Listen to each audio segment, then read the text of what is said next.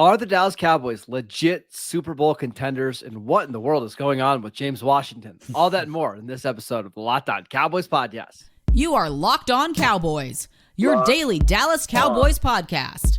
Part of the Locked On Podcast Network, your team every day. Locked On Cowboys.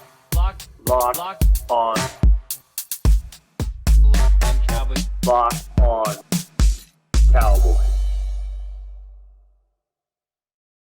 Welcome back to the Locked On Cowboys podcast, part of the Locked On Podcast Network, your team every day. We'd like to thank you for making us your first listen of the day. We are free and available on all platforms. I am Marcus Mosher. You can follow me on Twitter at Marcus_Mosher. He is Landon McCool. Check him out on Twitter at McCoolBCB. Landon, we've got some Twitter questions today. How you doing today, sir? I'm doing good. I'm ready for Twitter questions. I've got the bathrobe on, as it's referred to. I'm ready to go. Yes, I'm jealous. All right, we've got some really good questions that we're going to get to. This first question is from Matt on Twitter. He wants to know, what is the ceiling for this team? Are they a legit contender, or is this a first or second round exit likely kind of team? Well, I think, we won't know until we get there, right? Like, I think that's the whole thing. We've thought previously that this team has had some contenders in the past and had struggled to kind of get out of the first round. So I think that the everything that kind of traditionally points to the contenders, whether it's the betting markets or point differential or team DVOA or whatever you want to point to, I think all of those indicators seem to point towards the Cowboys being a legitimately good team. I think that I think the one thing that's different this year that's probably in the past for sure is that I think I read somewhere yesterday that the Cowboys have the most wins against potential playoff opponents in the NFC this year. So, which is surprising considering their schedule. Two wins against the Giants, a win against Washington, a win against the Vikings. It makes sense. So I think, all we have to go on at this point is that kind of stuff, right? The kind of the leading indicators. It's the classic reading tea leaves, right? It's seeing the numbers and trying to perpetuate that out into a few weeks. But the problem with that, again, is that the Cowboys have been in this kind of situation before. They've been at the top of the pile in DVOA. They've been at the at a point differential spot where they would indicate that they're contenders. The difference is that they have to go out and slay the dragon, which is that first round of the playoffs, probably against a 49ers or maybe not now, but a Packers team that has clearly kind of ousted you from the playoffs these last few times. So I think that you can look at the numbers and look at everything and say, yes, that they are, but they still have to go out and do the thing that they haven't been able to do with their previous contending teams. And that's get past the first or second round of the playoffs. Well, and that's what's so funny about the NFL, right? Like I saw, actually somebody asked me this one from Cowboy Jeff. He was wondering, 538 right now has the Cowboys as the second highest likelihood chance of winning the Super Bowl this year. Based on all of their numbers, they think they are like one of the best 2 or 3 teams in the league. And honestly, they might not be wrong. Like, you just look at this roster, you look at the quarterback, you look at what they've done over the last 2 years, really, with Mike McCarthy. I think they have the most wins of any team since the start of 2021. And you can make an argument that they are one of the best 2 or 3 teams in the league. The problem is playoffs are all about matchups and who you face, right? Like, there's just some teams out there that are really bad matchups for Dallas, and there's a very good chance that they could have to play like one of those teams, such as the 49ers, in round 1 on the road. That's what just makes the playoffs so fun, but also so frustrating at the same time, right? Like, you could legitimately have the best team in the league, but you just get matched up with a bad opponent and you're out in round 1. Yeah, it's anybody's game once you get into the playoffs. Like you said, it's a matchup situation. You've gathered together, the top handful of teams, and styles make fights. Yes. And I think that's very much the case, especially in the early rounds of the playoffs. So, again, we can talk about how much more adept they are, how much more prepared they are to face a variety of teams. I think that they're more prepared to face a team like San Francisco this year than they were previously. But that doesn't mean anything until they play each other, So I think that's ultimately going to be the litmus test for this team. But to answer Matt's question at the beginning, what is the ceiling for this team? They could win the Super Bowl. They could win the Super Bowl. Yeah, I mean, it would take some luck, but it's going to take luck for any team to win the Super Bowl. Right. Everyone needs luck. I mean, that's just the way it is. Like, luck is part of this. But they don't need as much luck as a team like the Commanders, who might be like the 7th seed in the NFC, right?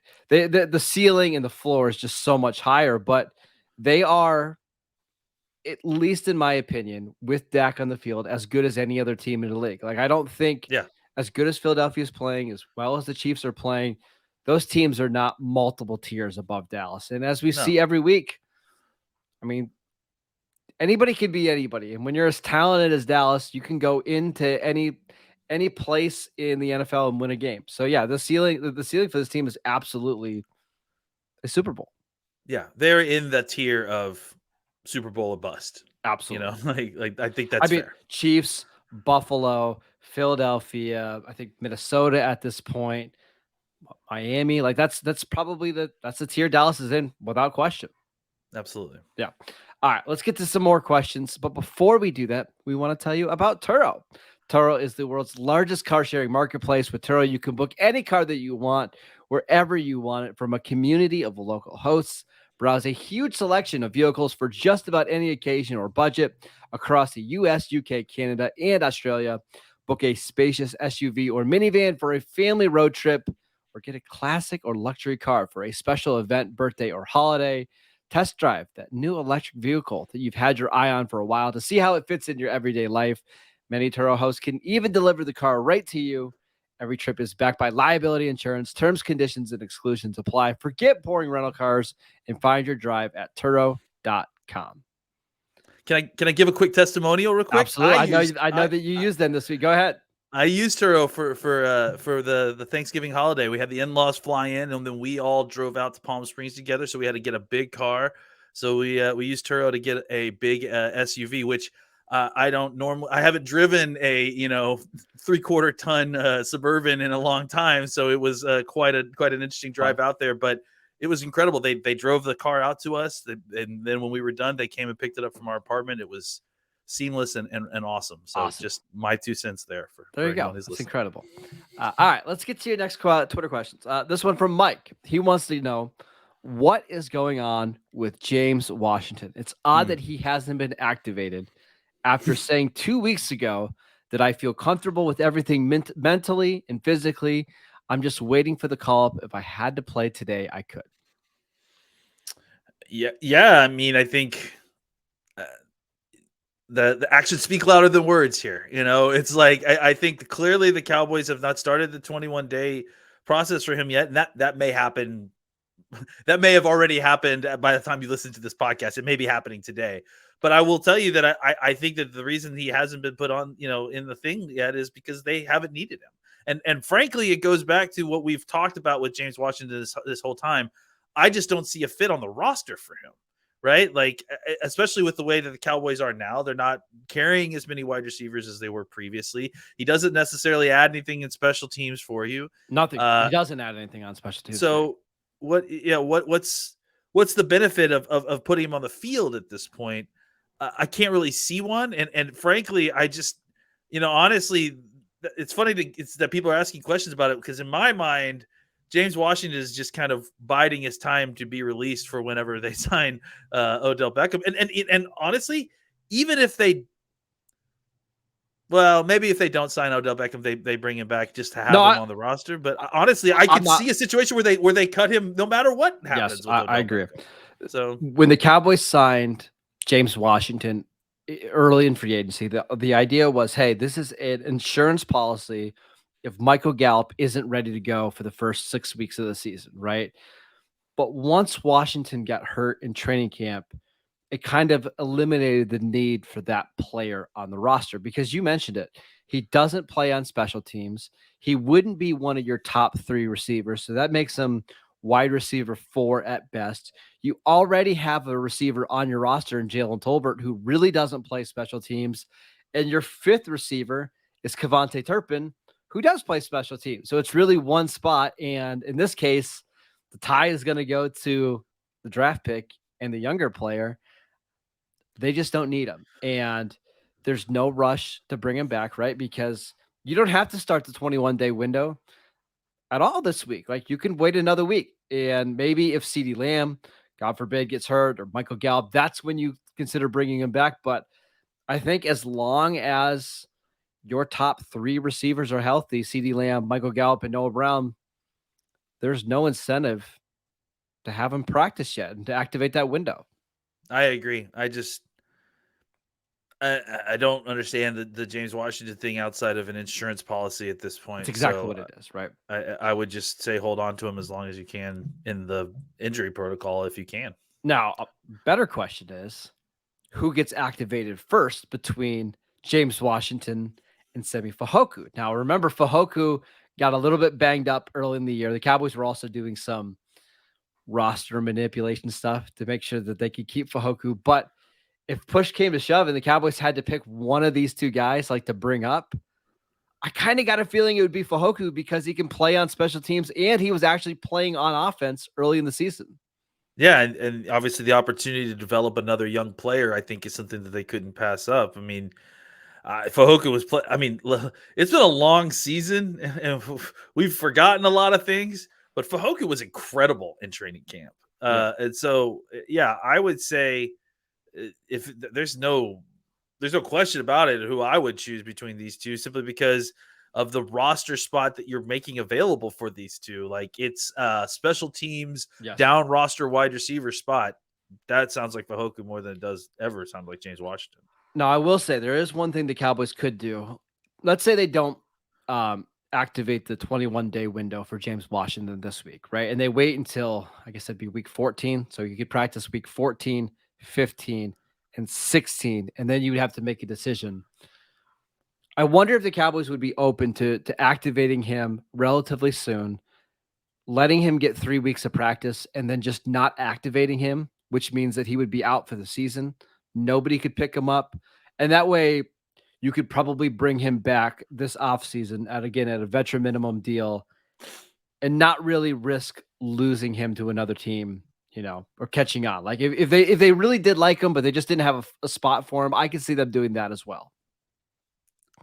Yeah, maybe. It feels like a lot of work for James Washington, but I agree that is something that they could do if they felt the need to.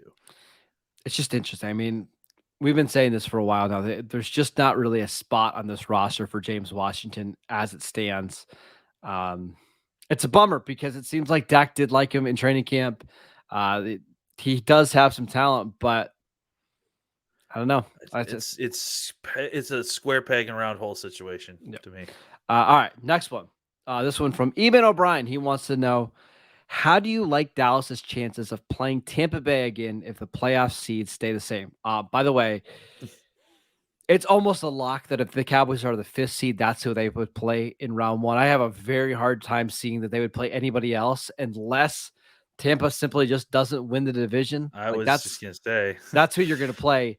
How do you think the Cowboys match up now against Tampa Bay? I mean, I think most teams match up pretty well against the Tampa Bay Bucks as they're currently playing. They're just not playing very good football right now. They just don't have the juice that they did before. I think, on defense, they're really missing Shaq Barrett a lot. They're just not getting to the quarterback the way that they had previously. Their offense, despite Tom Brady still being there and a lot of those players still being there, has just become very stagnant and just not very explosive. The things that were working for them previously don't seem to be working for them as much anymore. They've got injuries on the offensive line that they're starting to deal with now. I cannot believe that Tristan Wirfs is A, still walking, B, able to even consider coming back this season after seeing the suplex thrown onto his ankle. I don't know that I've ever seen anything like that. The guy lifted the defender up and threw him down on Tristan Wirfs' ankle, and somehow he's not out for the season. Sounds like he'll be back for the playoffs. Yeah. But I would imagine very severely beat up because that was a gross looking injury. I just think that this is not the same Tampa Bay Bucks team that you faced in week 1 at all. I think that it's still it's still a tough first round matchup. I'm not looking forward to the idea of playing Tom Brady in the playoffs ever. I don't care. That's the thing for me. It's like it's still Brady, and that's the thing that makes you so nervous, right? I think that again, like I'm a real big believer in if you want to win the Super Bowl, you can't be afraid to play and beat the best. But it seems like it could potentially be a scary trap game because they are not as talented a team. It's easy to kind of go in thinking that, and then you can get Brady'd very easily. So I tend to think that it's not a bad matchup for the Cowboys at all. But I mean, again, like I'm not pretending like I don't know that Tom Brady isn't the quarterback of that team. Yeah. If the option is to play Tampa Bay or play San Francisco in round 1, give me Tampa Bay all day long. Really? Well, I think that's obvious. To me. Would you rather play San Francisco? So you're saying you'd rather play Tampa Bay? Yeah. Oh yeah. Oh yeah.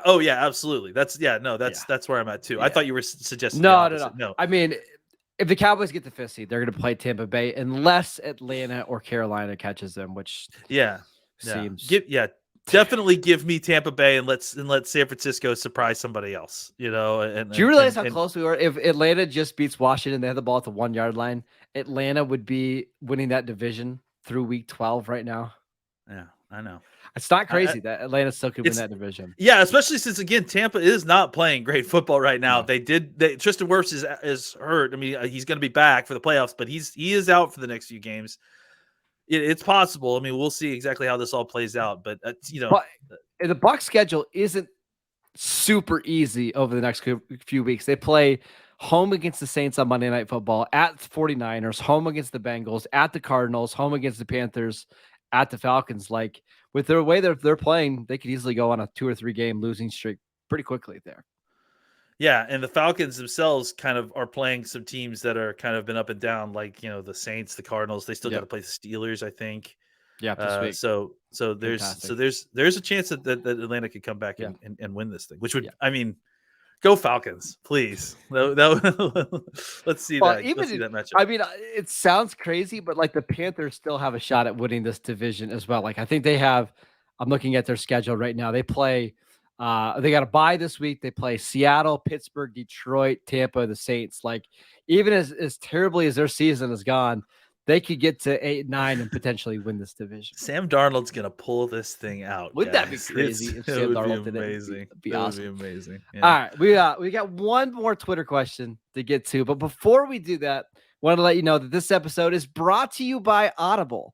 Audible is releasing a slate of new football podcasts that we're sure you're going to love because you're listening to this one right now. Find Block Forever now, wherever you get your podcasts. Block Forever is a brand new football podcast from former NFL All-Pro Ryan Khalil and Audible. Khalil takes the conversation about football to the next level. He gives football fans an insider look at the game through the eyes of the greatest players and personalities of all time. You'll hear players like Christian McCaffrey talk about his love-hate relationship with fantasy football, and Juju Smith-Schuster give his most honest opinions on other players and positions around the league. Catch the full Block Forever series available anywhere you get your podcast, available everywhere now. Audible, get in the game. All right, Landon, last question. This one from Brandon. He wants to know, what does Kellen Moore and Dak Prescott need to do to avoid these constant slow starts and mental lapses early in games? It feels like our games against opponents always have a higher degree of difficulty because of it.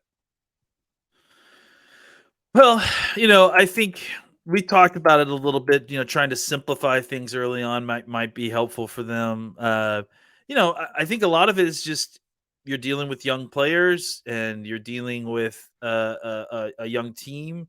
And there's pros and cons there. There's benefits and weaknesses to that, including hopefully more health as you play with younger players that don't break down as the season goes on. But the other side of that coin is inexperience, and penalties are kind of the symptom of that inexperience. So I think that all they could really try to do is focus on it a little bit. I mean, really, it's the pre-snap stuff that's got to go away. There's just nothing that you can do about some of the kind of judgment call penalty stuff that the refs are going to call. I mean, you can practice technique, make sure it's sharp, and try to use it as best as you can. But part of what you do as an offensive lineman is hold, and so it's just got to make it like less noticeable as possible. The hope is too as well that as you get Tyron Smith back, you get another veteran. Hopefully that kind of cuts down those penalties there. Tyler gets inside. And it's one less young player you're having to worry about. I think for the Cowboys, they just, if they can find a way to be just a little bit more simplified, or maybe just not ease into kind of maybe some of the more advanced stuff. Honestly, like I know this, I'm kind of all over the place, but I just wanted to bring something up that I thought was really interesting. Duke Mayweather brought up a great point about Dak's cadence. And wondering whether or not they need to tighten that up a little bit there, because it feels like some of the other guys are getting confused. There was if I'm not mistaken, two different wide receivers who got false start penalties in that. I think it was game. Noah Brown and CD. That's just, I mean, you just can't have that. So if cadence is becoming a part of this, and I think that honestly, so those two, and then at least one other false start penalty, maybe two, right? So I think that adjusting and fixing the cadence, the idea of using cadence is to try to draw teams off sides and kind of get that stuff going. I think you could look at cadence as a failure in that Giants game, because it produced 3 offsides penalties, and then also created a situation where you thought you had an offsides penalty, not offsides, three false start penalties, and then in a situation where you thought you created an offside and it created a turnover instead. So, kind of, I think, just maybe simplifying things and then working to more complex things as the game goes on. I think that will help a lot.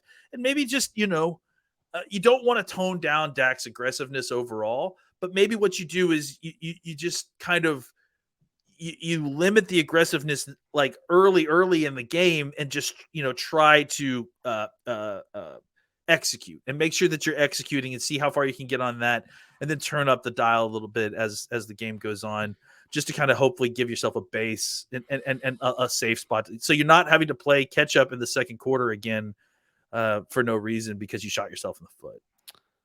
I'd also just like to see them take more shots down the field early in the game. It feels like sometimes early in these games, they're going to try to beat you by like death by 1,000 paper cuts, right? Like just a lot of short and safe stuff.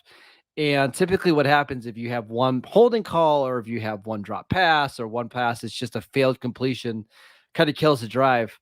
Like take more big chances down the field, whether that's a deep ball to CD Lamb or Michael Gallup, or just something that try to create a big chunk play. I think that's what's been missing in the first half of these games, is they're just not getting the explosive plays on the first and second drives of the game.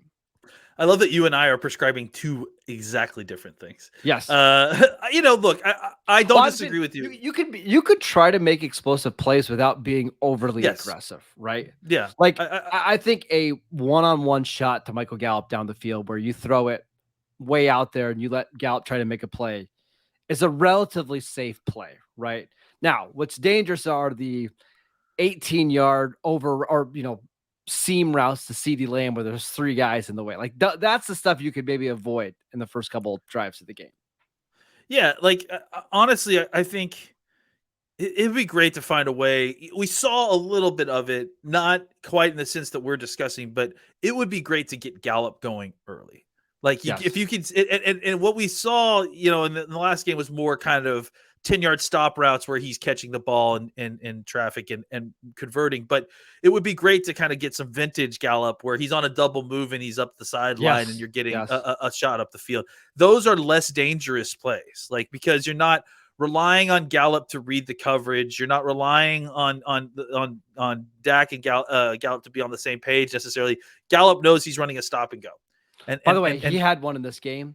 Yeah, he was wide open. Did you see that too? Yeah. Well, he had that one. Then there was another one that Dak missed down the middle of the field. He ran a double move, and he just got held, and they just didn't call it, right? And I Yep. think if he would have been a little bit more animate about getting held, maybe you get a call, but you didn't, and it was just a failed completion. Yeah, and I think he's getting there, and that's what I was going to point out is I saw that too, and I saw another one where he ran a double move and he just toasted the guy, and Dak I think had to get rid of the ball.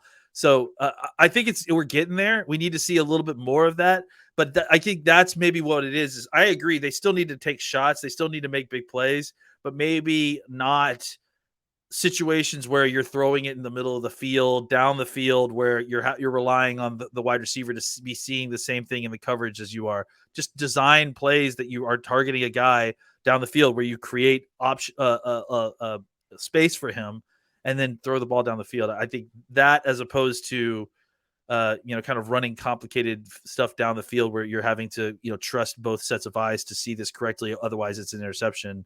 That's the stuff that you could avoid until maybe later in the half. All right, that is it for today's show. Thank you for making Locked On Cowboys your first listen. For your next listen, check out the Locked On Sports Today podcast, the biggest stories of the day, plus instant reactions, big game recaps, and the take of the day.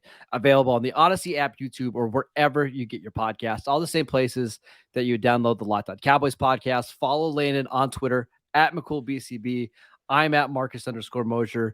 We'll see you guys right back here tomorrow for all of the latest Cowboys news.